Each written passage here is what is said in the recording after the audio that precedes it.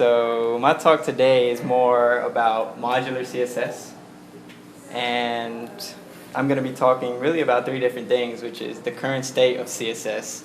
I'm going to be talking about how a CSS architecture like SMACSS can actually improve some of the issues that we run into. And then lastly, I'm going to be talking about how preprocessors like Sass and stuff like that can actually make things a little bit better. So for the current state of CSS, it was this language that was created in 1994, and HTML was originally this text documentation language. People wanted to share documents, these scientists and stuff. And so somebody came up with CSS as a way to style this text documents. They were like, we want newspaper layouts and stuff like that. We want to be able to show our stuff in how we want to show it. So no one expected the web to become like the global programming platform that it is today. So CSS is like this very vulnerable, very leaky language. And as a matter of fact, like everything that we've been doing so far, like the biggest applications in the world are web applications, and we've been building them using this really vulnerable language. So yeah, like these are the three things that I'm going to talk about. So let's talk about the current state of CSS.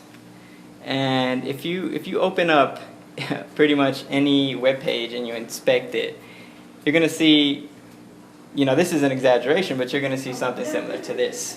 You're going to see, a bunch of selectors, just chained on top of each other. And why is that, right? I'm just going to do this to be safe. I'm going to kind of keep going to make sure that my stuff doesn't get overridden by anything else. So you notice this, you can kind of see the HTML right there, right? You see like there's a div inside of a div, inside of a div, inside of a div, inside of an li, inside of a UL. So what's wrong with this? Well, the HTML and the CSS are really coupled. So if you make any change to that HTML, if you change any one of those divs, well, your CSS is going to break. Because the way you structured it, it was so like tightly coupled. And the bigger your web page gets, the more stuff you add to it, the more HTML you add to it, exponentially your CSS becomes bigger because you're fighting things, trying to make it work.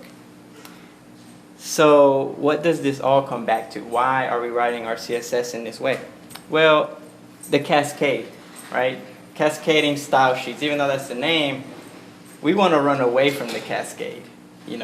That's what most of us are trying to do. So how does actually all this start? So let's take an example here. So if we create a navigation, UL nav, and then we have an li, it was 8 inside of it. This was like, a very simple kind of thing, right? This is what we do to make a navigation. So how would we style that? We have .nav, we reset the margin, the padding, our li, make it block, float it left, and then inside of that, our a tag. This looks like really good code, right? Like awesome, ship it. But then the client comes back and it's like, all right, let's add a drop down in there. So when the user hovers over that products, I want there to be like a drop down that shows shoes, shirts, and all other kinds of stuff. All right, cool. Let's style that. All right, so now is where we start running into our problems. Our original CSS is targeting more than we wanted it to, so now our new CSS, we're trying to override those styles. So now this new UL, we're like resetting the margin on that. We're floating none inside of LIs and LIs, and we're fighting this, trying to like make it work. So the problem with that is actually with selector intent. And selector intent is the process of deciding what you want to style and how you would go about styling it.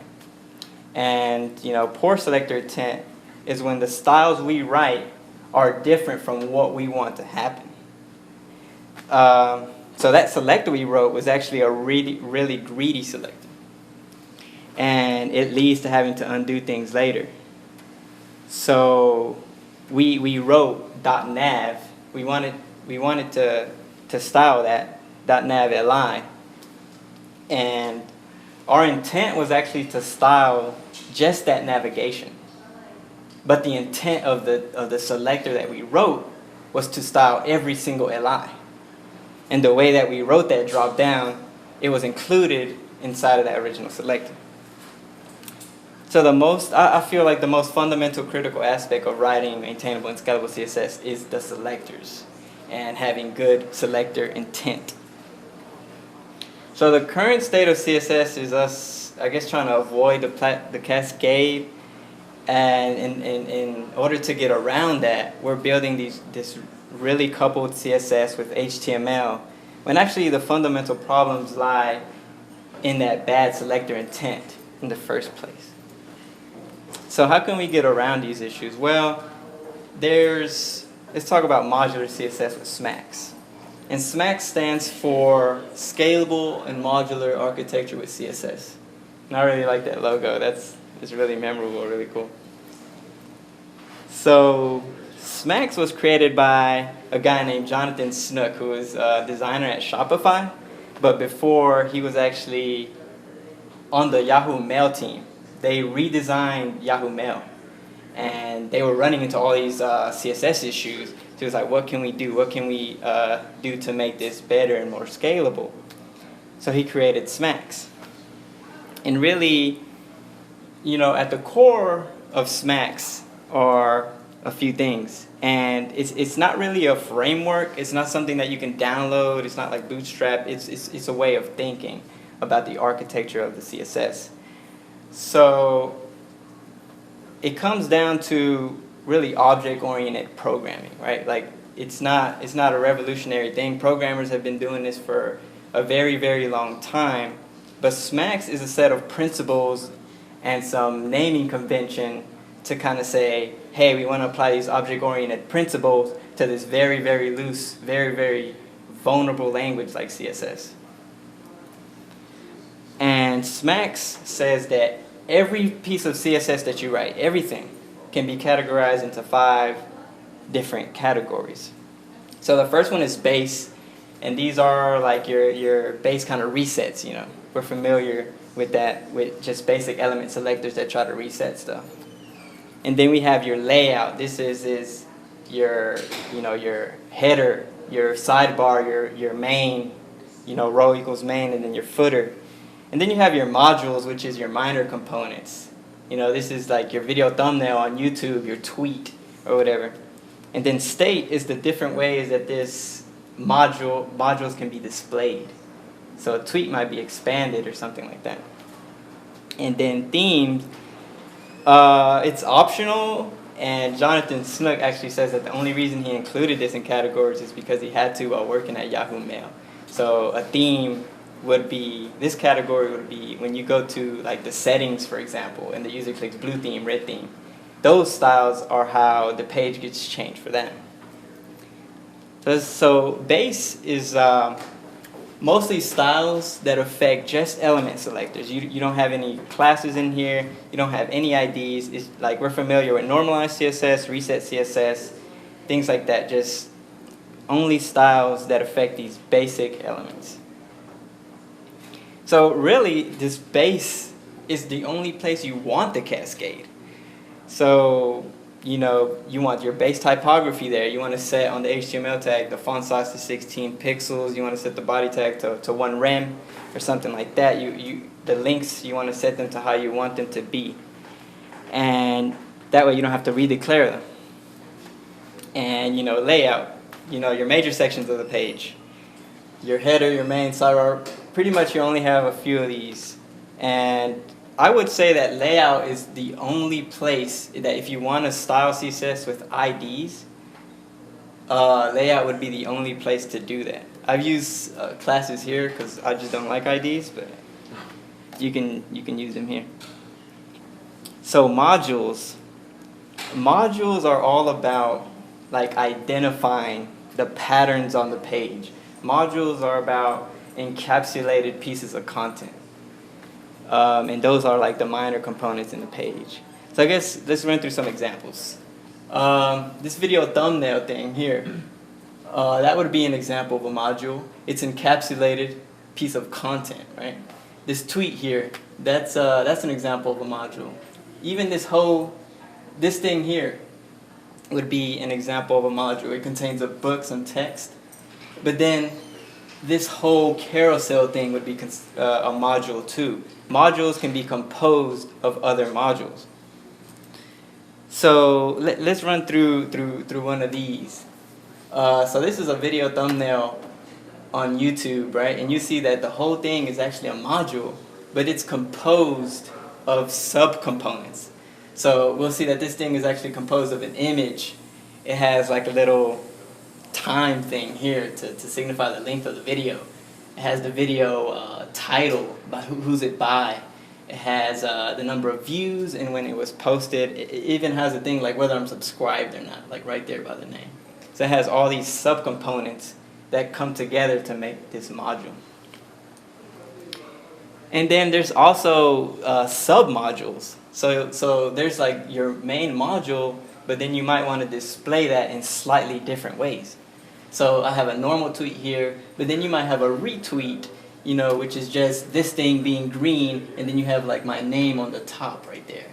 Or you have like the permalink version of the tweet, which contains like the follow button, the pictures there. So it's just like a little bit of more content, but it's the same module pretty much. So another way to think about it would be atoms, molecules, and organisms, right? So atoms compose together to make molecules, and then molecules compose together to make organisms. So we can think of our atoms as like the little pieces, the image, the title, and then the video length, and that comes together to make the module.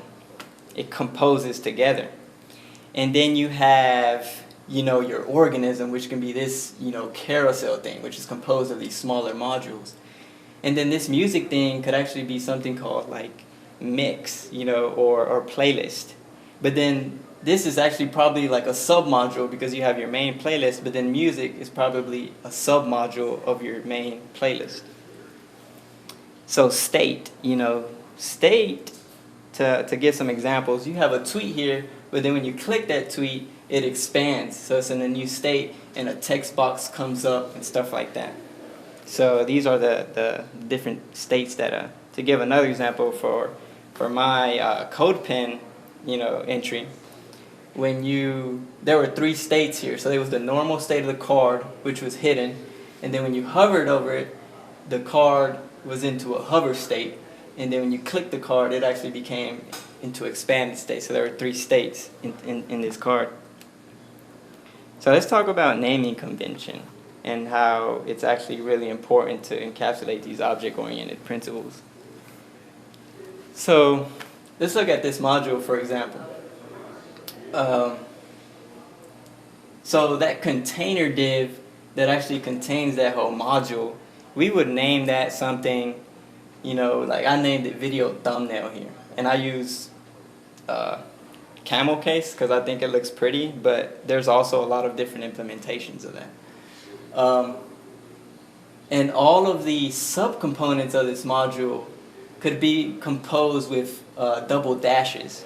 So you would have, you know, thumbnail dash dash image or video thumbnail dash dash length. And that would all, the reason that you would name it in this way is to kind of encapsulate it all in its own object.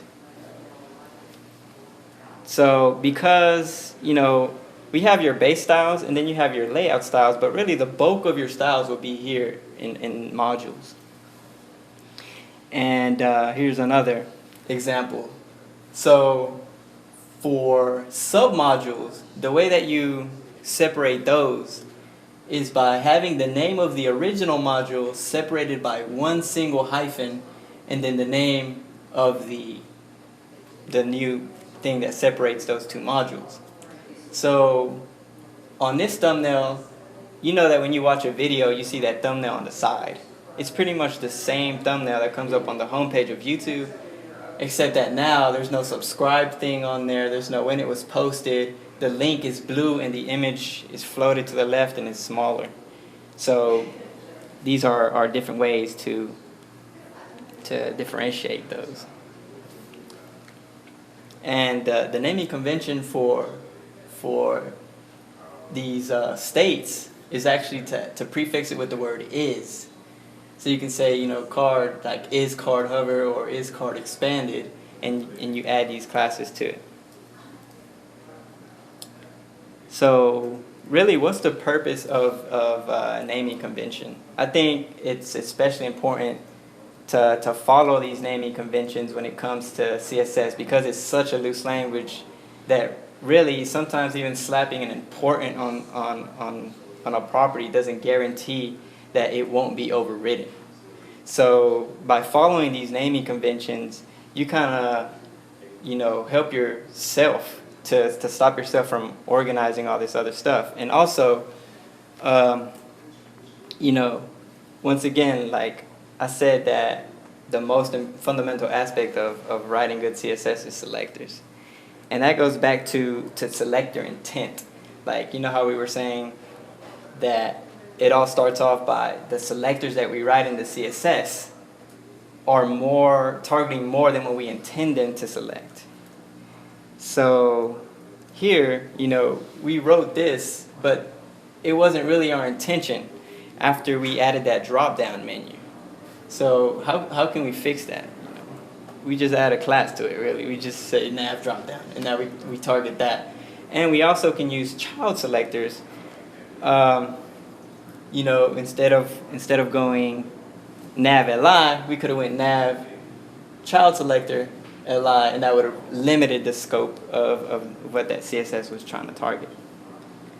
And I don't think we should avoid specificity completely. Like, the goal of SMACSS is to have the least amount of specific selectors that you can. So one selector.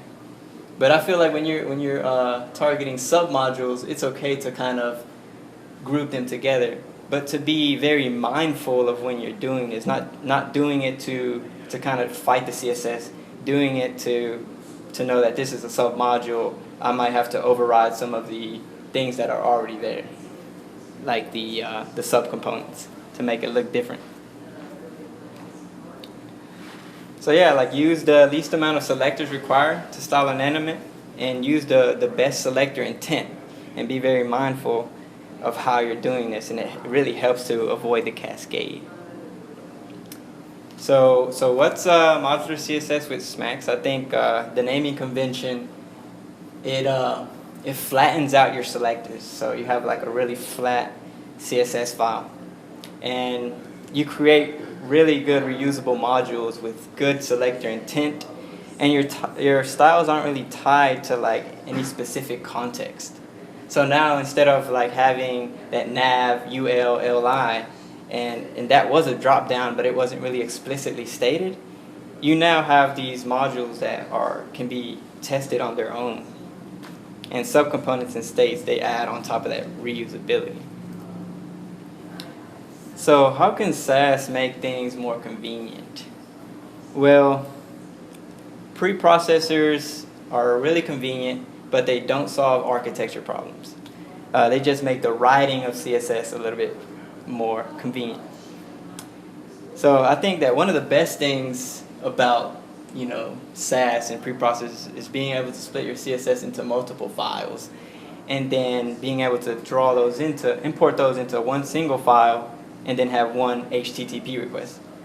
So what I do is I have like a folder called modules, and then inside of there I put all of my different modules.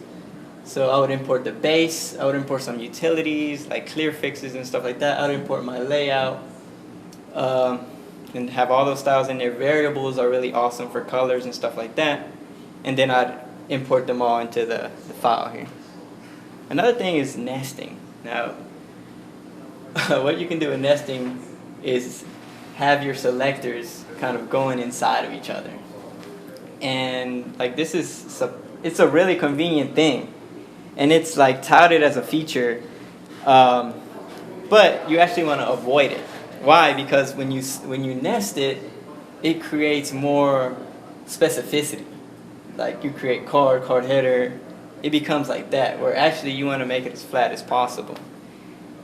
But like nesting is really convenient though. So there's one way that I do it without the drawbacks, and I take advantage of Sass's root parent selector, which is this AND. And what the AND root parent selector does is it just substitute that AND with that card, and it will replace it. So this is where naming convention becomes really important, because like now we just replace the AND and the dash header comes into place. So now because we prefixed it, it can all come right there and work. And when it actually generates this, because we use the root parent selector, it generates very flat CSS. There's no nesting. And so, yeah, I wrote my conclusion here, but CSS is hard.